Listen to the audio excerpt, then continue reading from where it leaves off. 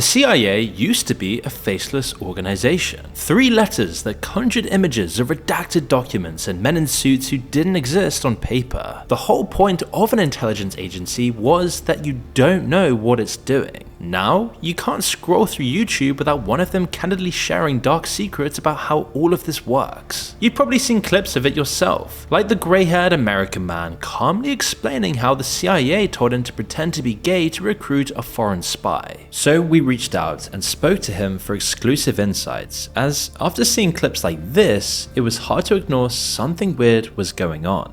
Headquarters says, "We want you to pretend that you're gay." I said, "Oh, come on, you guys. No, we really need the information. You gotta pretend that you're gay." I said, "Okay, I'll do it.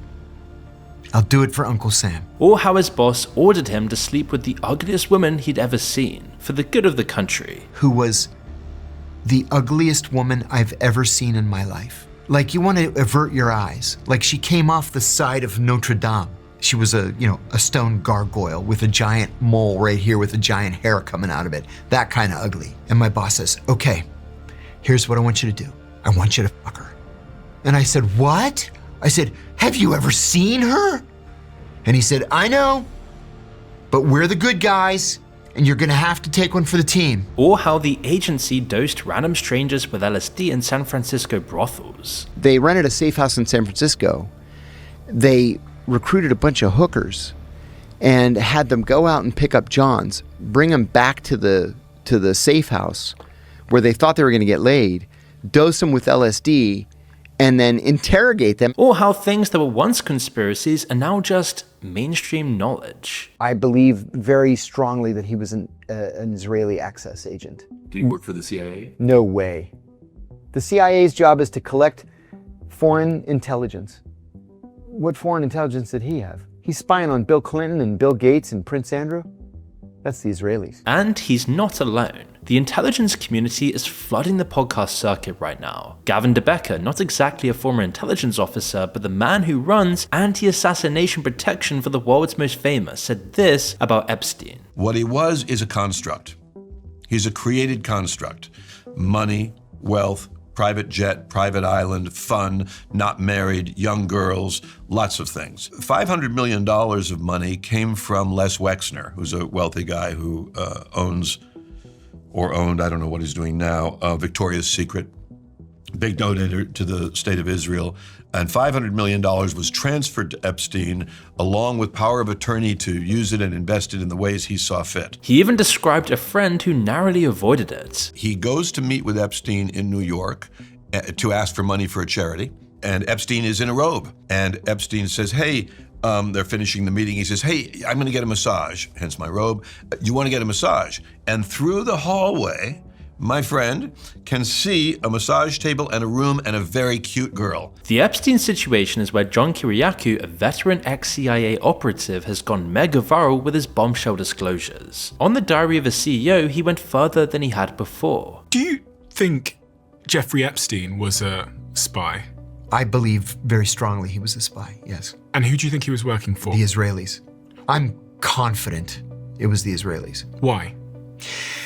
Jeffrey Epstein is kind of the stereotypical example that they give you in training for what's called an access agent. If you're a foreign intelligence service and you want information, like close-in information from a former president, from the CEO of the biggest company in the world, from a member of the British royal family, you're not going to recruit these guys. You're not going to recruit Bill Clinton. And he's made the same points on so many other podcasts with remarkable consistency. I mean, what's the point of running the operation if it's not to collect compromat? It was about blackmail. It had to have been. I don't understand it otherwise. They then take 10 minutes to look into it, and they're like, "Oh my God, he's running a fucking pedo ring at the behest of the Victoria's Secret guy in fucking New York City." And oh my God, they got dirt on everyone, including the current president. This is a crisis the likes of which, if we outed this, everything could fall. It's dramatic, cutting, and critical of the highest institutions of government. And some of his other disclosures, probably the ones that get less attention because they're harder to meme, are just as unsettling.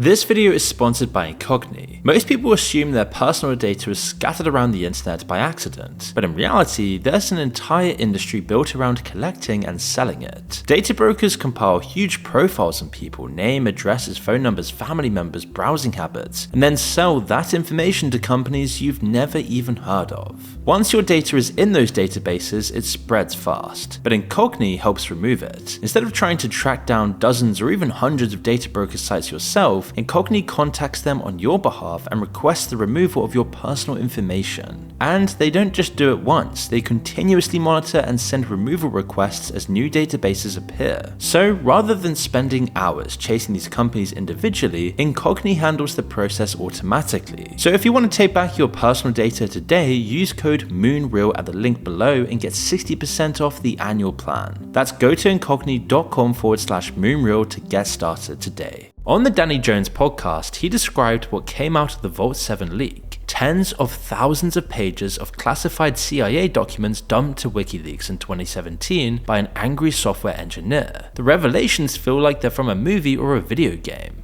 He revealed that the CIA has developed technologies to, for example, remotely take over your car by hacking into the chip, right?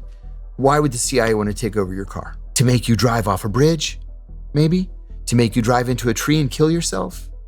To make you drive into an abutment and make sure that there's no way you can survive because they've got the thing going 140 miles an hour and you can't control it? They developed technology to reverse your smart TV to make the speaker into a microphone with the TV still appearing to be off so you don't know that it's broadcasting everything that's being said in your house to CIA headquarters. And then this one, which is shocking though probably not surprising, yet he's somehow presenting it as a simple fact. They were able to hack into other countries' most sensitive technological systems and to leave little scraps of code, but the scraps of code are written in Russian or in Persian, in Farsi. So people say, oh, the fucking Russians hacked into us, or the Chinese, or the Iranians. And actually, no, it was us, but you'll never know it. The way these stories are delivered makes you think they're putting their lives on the line to tell us, like a noble act for the good of us, the humble public. Access agent, compromat, intelligence peddler, he sounds like an insider decoding the story for civilians. And his career definitely backs this up. But if you look really carefully, you start to see a few deviations that make you wonder what's really going on here. His views evolve, but the timing is key. On his earlier appearances, he was strong on Epstein being a Mossad access agent. Then the latest tranche of Epstein files came out, and suddenly, his position moved. I've always maintained that Epstein, to me, was obviously a Mossad access agent. And I said that right here on the show. Now, with the release of this latest tranche of documents, I think he was more than that, and that he was probably not exclusive to the Israelis. We know from these latest documents that he had some sort of association with MI5 and MI6, essentially the FBI and the CIA of the UK. We know that he made an approach to the German intelligence service. And we know that he tried hard to get a one-on-one meeting with Vladimir Putin. When he says Epstein was an Israeli agent, that theory had been circulating for years based on Ghislaine Maxwell's father Robert Maxwell's documented Mossad ties. When he describes the hidden cameras on the island, the New York Times had already reported them long before he mentioned them. When he describes the sweetheart deal, that was one of the most covered aspects of the entire Epstein saga. On torture programs back around the 9/11 and Guantanamo Bay era, John got ahead of the official narrative and paid for it with his freedom. On Epstein, he doesn't take any real risk. On the safest possible question, did Epstein take his own life, he goes with the consensus. Did he commit suicide? I believe he did. You really believe he did? People don't realize that in the Bureau of Prisons, everybody has his head up his ass. The cameras never work. The guards are always sound asleep. This happens all the time. These suicides, they happen like literally every day in American prisons. That might be the single lowest risk position on the single most controversial question in the entire Epstein story. He even hinted at how he might not know too much at all. I said that I was confident that Epstein was a Mossad access agent, and I believe that I've been proven correct. So he was proven correct by information that became public, not by anything he independently knew. Which should tell you how much deeper the Epstein story really goes, when even serious CIA whistleblowers can't give you something extra. It makes you ask how absurdly dark it is when those who literally went to prison for whistleblowing only confirm the information drip-fed to us. But the aim is not to discredit John, as he's a rabbit hole in himself, and that tells you a lot about why the CIA is trying to make intelligence accessible to the public in the first place. He spent 14 years in the CIA. He led the raid that captured one of the first major Al-Qaeda figures taken after 9/11. He was the first US government official to confirm that the CIA was waterboarding prisoners. And then he went to prison for it. Not for torturing anyone, but just for talking about torture, where John would see 23 months inside of a prison. Did any of the people who were torturing other people wind up in jail? Not a single one.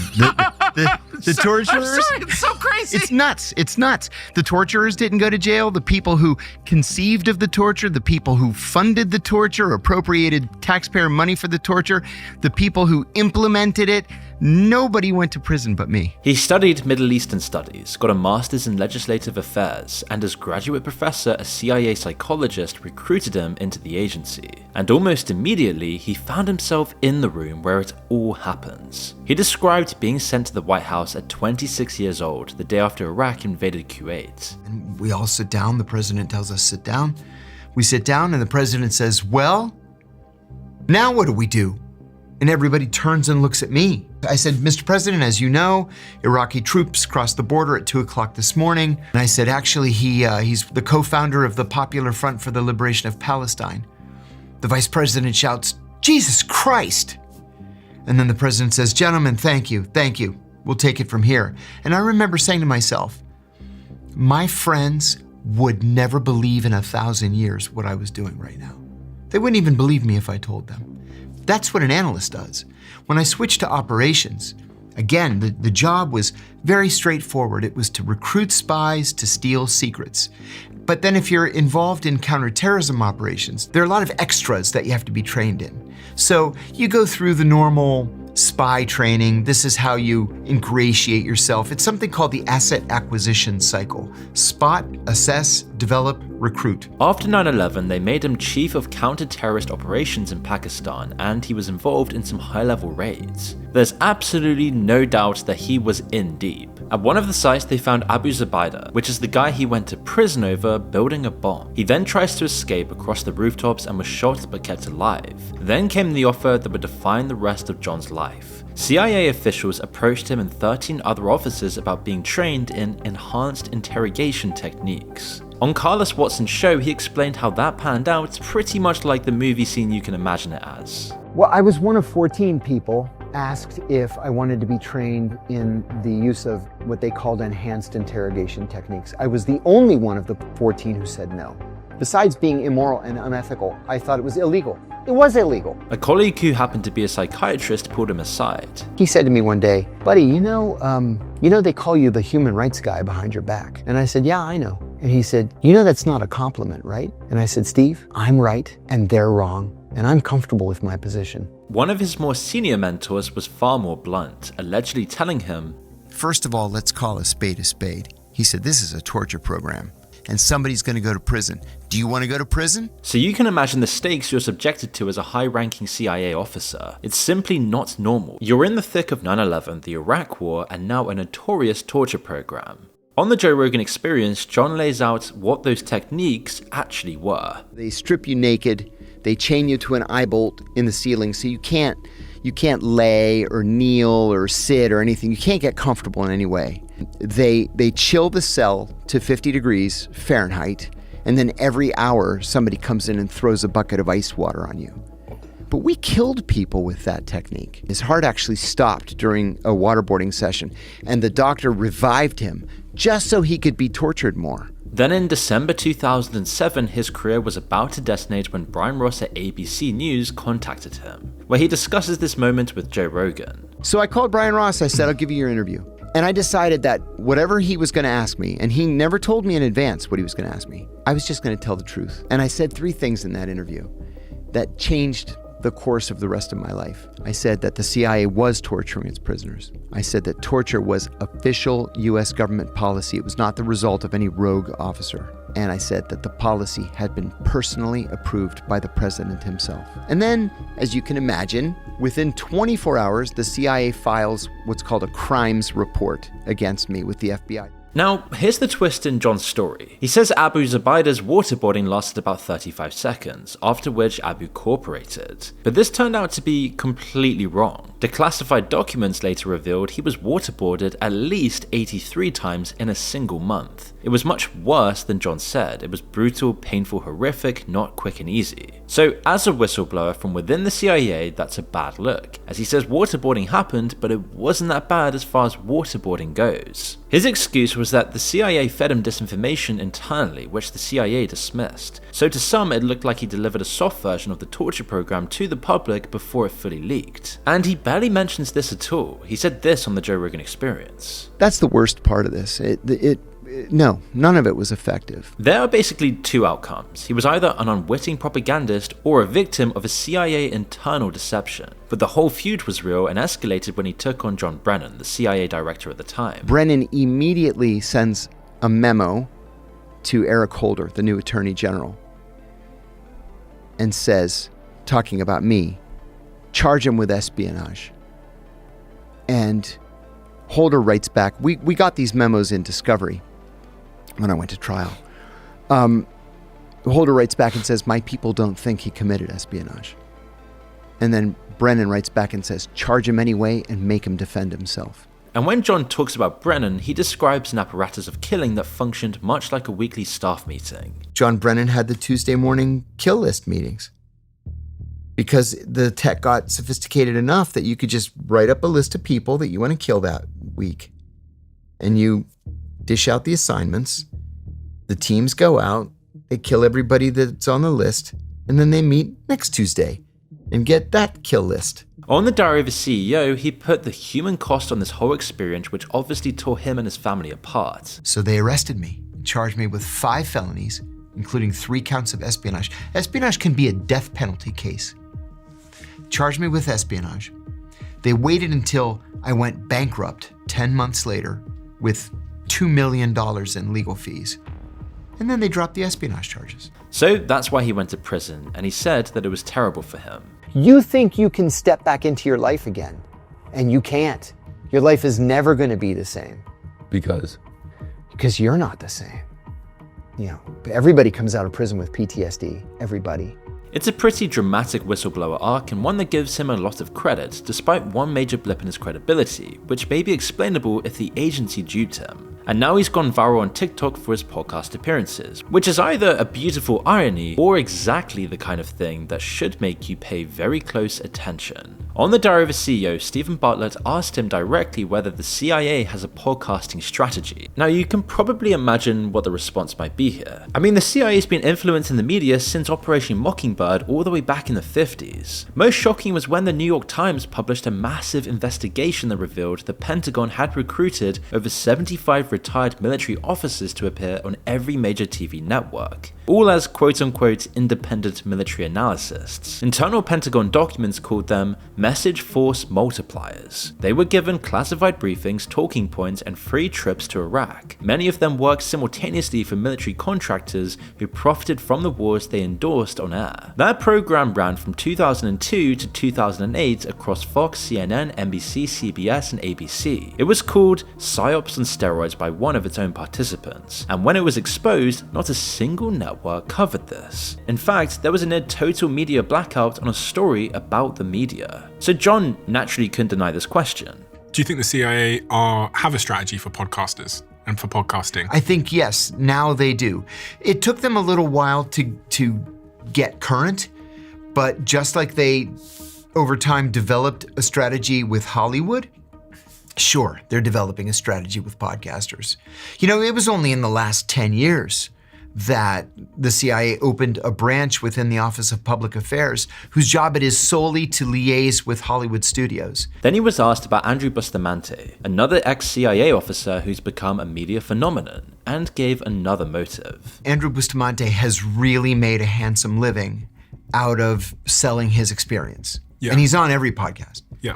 And that's true. Andrew is everywhere. but it's a bit of a slip if John thinks people aren't going to eventually file him into the same category. So we asked John to discuss why the CIA is clearly targeting the podcast circuit, and surprisingly he gave an honest response that is part of the agency's media strategy and a lucrative side hustle for retired spies. He said he's often asked to comment on Fox News and admits that podcasting has become a career outlet, where personal branding and delivery matter just as much in any other content creation niche. But I think you are correct in your assumption that it's really about self-branding. We're in a new media world, a new media landscape, where it's all about podcasting. And there's significant money at stake here through advertising. And so there are a lot of CIA people. I'm thinking of, Andrew Bustamante being probably the leading one who's out there making money on his CIA career, Mike Baker, and there are others, myself included. And, sometimes it leads to something else. I'm on Fox News all the time. I used to be on CNN a lot, MSNBC occasionally, no more. It's almost strictly Fox. But that's kind of the goal of all of these guys. It's all about self-branding. Bustamante is the first name to pop into John's head because he's been monetizing his ex-CIA role for decades. He built something called Everyday Spy, the first ever digital spy training platform where he teaches civilians the CIA's recruitment framework. On his first Diary of a CEO appearance, he described what the CIA looks for in its recruits. Specifically when CIA recruits field operators, it's fairly transparent. They tell you that you were recruited because you are a little f***ed up. They tell you that you were recruited because of a certain psychological profile that makes it so that you pragmatically view things like secrets and lies. He also admitted something that would be alarming coming from anyone else, but gets packaged as aspirational self-awareness that serves your career. There is a tie between childhood trauma and high performance. It's a documented connection, but CIA has learned, as has MI6 and Mossad and all the other intelligence services of the world, they've learned that when you train someone who has just the right amount of childhood trauma high performance, when you get your hands on them at the right time in the right period of their life, they can be trained to become extremely loyal, highly productive field operators. John agrees on this point and has said the same thing multiple times, that the CIA actively looks for broken, sociopathic yet intelligent people who are comfortable with the world you're absorbed into. The CIA actively seeks to hire people who have sociopathic tendencies. People, not sociopaths. Sociopaths have no conscience. People with sociopathic tendencies do have a conscience. They do react in a polygraph exam. But because we believe we're the good guys, we're happy to work in legal, moral, and ethical gray areas. So do you have sociopathic tendencies? Absolutely. And what are your sociopathic tendencies? My sociopathic tendency was to operate in legal, moral, and ethical gray areas. Andrew's credentials are generally viewed as overblown, and when he went head-to-head with John in a debate, you could pretty much see who was pulling the line and who had something more authentic on the table. In 1945, 1946, we executed Japanese soldiers who had waterboarded American POWs. On January the 11th, 1968, the Washington Post ran a front-page photograph of an American soldier waterboarding a North Vietnamese prisoner. That soldier was arrested, convicted of torture, and sent to prison for 20 years. All of a sudden, in 2002, torture is legal because John Yoo and Jay Bybee say it is. But the law never changed. People commented stuff like this. This interview shows exactly what went wrong in the last 20 years. We used to have a country run by Johns, and now we have a country run by Bustamentes. And quote, so what we have here is a guy willing to go to jail for his beliefs and a guy willing to change the rules to stay out of jail. Andrew, for his part, described the CIA's internal culture with the kind of delusionment that sounds like a confession but functions more like a sales pitch. You will start to believe that you are not good enough if you stay inside, because you'll end up being gaslit by the system. The culture convinces you that you can't do anything else. Yeah. Your skills are so unique, your training is so specific, you can't do anything else. Yeah. And that's just simply not true. That's Andrew describing the CIA as a psychologically abusive institution. but its entire brand is built on selling the skills that the institution produces. So maybe it's just personal opportunism, making a career after you leave the agency. There's actually a whole cottage industry surrounding the CIA. Andrew even wrote a book called Everyday Espionage, Winning the Workplace, subtitled Read the Room, Build Quiet Power, and Negotiate with Confidence, and Earn the Raise You Deserve. He's selling you the asset recruitment cycle repackaged as a career hack. CIA tactics sold as LinkedIn content. There are hundreds of books, TV shows, and courses tied to so-called top secret tactics. And if all this raises some skepticism, you haven't even seen Mike Baker yet. Baker has appeared on Joe Rogan at least 21 times. 21! His Twitter handle is mbcompanyman. His website is mbcompanyman.com. The company man is slang for a CIA officer. He passed off accusations of CIA interference in overseas politics. Of course that's what we're doing, right? Of course we're trying to influence hearts and minds. Of course we're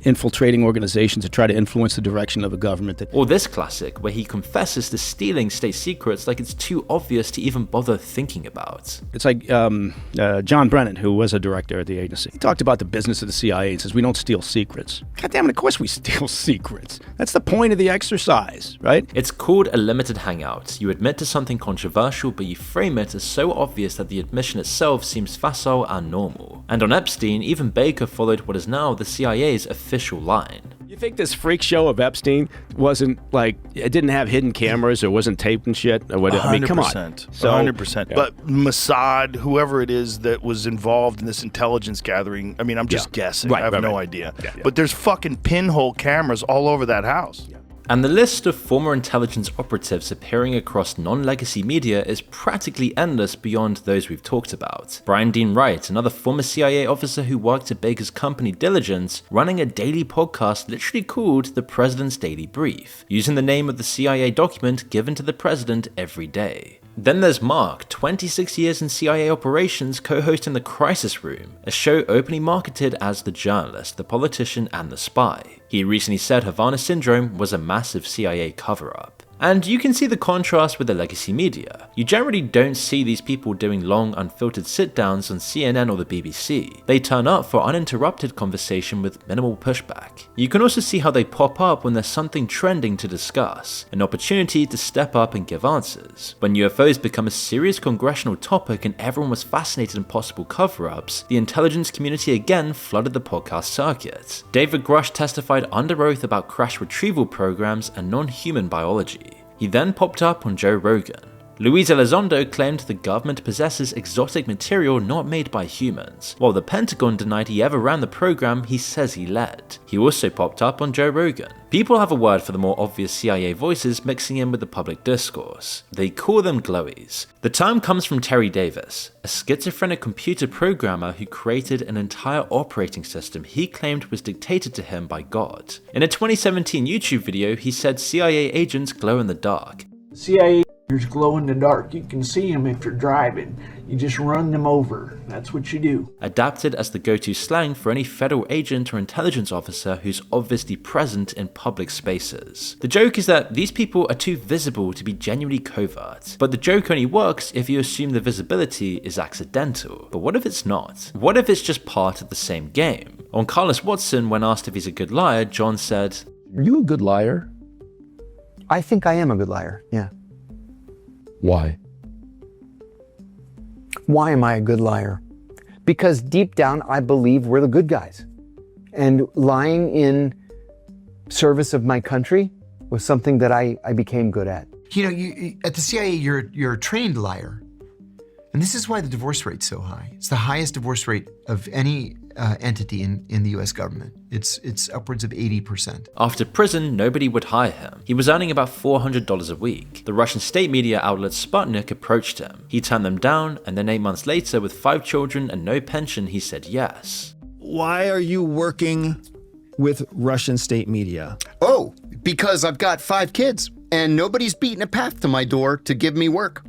The only people who offered me a job were the Russians. Which circles back to the question this whole video is really asking, because there's a fact about every single person we've discussed so far. John, Andrew, Mike, and every former CIA officer who's ever appeared on a podcast, written a book, or posted a tweet about their time at the agency. They all signed a lifetime secrecy agreement, and they all must submit everything they plan to say publicly to the CIA's pre-publication classification review board, way before this ever reaches the public. Books, speeches, blog posts, podcast talking points, op-eds, even tattoos. The regulation says, quote, any form or means of communication, including oral or electronic, which mean podcasts are not a free pass. The obligation is also lifelong. As of 2015, the CIA was reviewing 184,000 pages of declarations per year. John told us this is 100% true, and that since many of his podcast talking points already appear in his books, they've already been vetted. But he also admits that if there was anything new, he would then have to go to the CIA to get it signed off. What's the motivation of a lot of CIA officers, former CIA officers, going on podcasts? Yes, you are right that we are all subject to pre-publication review. I'm lucky in that I've written 8 books, 9 books, the 9th one's at the publishers now. And so I've told all these stories 1,000 million times. They've all gone through pre-publication review, so I can answer the questions and I can tell the stories. Now, if there's something new that I want to tell, and I've been out of the agency for 22 years now, so there's nothing new, I would have to, of course, resubmit to pre-publication review and have it cleared. That means every podcast quote, every book, every viral clip from every person in this video was read and approved by the CIA before you ever heard it. That also means that, by deduction, the theory that Epstein was an intelligence asset is either true and the CIA signed off on it, or it's false and the CIA is comfortable letting the public think otherwise. And both scenarios are equally interesting. The world's most powerful intelligence agency is inherently complacent about everything its officers and ex-officers are revealing. But complacency does not make the revelations truthful by default. You could permit misdirection or false information the same as the truth. All this vetting process is about is protecting classified information. That means every podcast quote, every book, every viral clip from every person in this video was read and approved by the CIA before you ever heard it. So at the top, you've got the official PR layer. The CIA launched its own podcast, The Langley Files, in 2022. Director Burns said the purpose was to, quote, demystify a little bit of what we do. Below that, you've got friendly formers. Mike Baker, Andrew, who normalize CIA activity, run limited hangouts, make intelligence work sound like a fascinating career rather than an instrument of state power that has overthrown governments, tortured prisoners, and surveilled its own citizens. Then you've got others who might be entirely sincere but create confusion and provide cover. And then there are those in a more genuine liminal space who bring viral moments and charisma to some of the darkest, most awful crimes humans might be involved in and make them sound kind of expected. It's all very validating. A man with a classified career confirms what you've been called a conspiracy theorist for believing, and it just feels like winning. It creates a strange sense of trust that the public is being listened to. Maybe the normalization is the operation. When millions of people watch a man describe a Tuesday morning kill list with the same energy as an anecdote about your weekend, it has a profound impact. The CIA spent decades terrified of public scrutiny. Now it has an ecosystem where former officers get millions of views describing exactly how the machine works, and the audience responds not with outrage but with a like button. You can't say exactly what it is, but it isn't transparency. There's an old intelligence principle: the best way to hide a secret is to surround it with so much noise that no one can pick it out. Every empire in history controlled its narrative. Most of them did it by restricting information. This one might be the first to do it by flooding the zone with so much of it that nobody can tell what matters anymore, and every single word was pre-approved from the outset.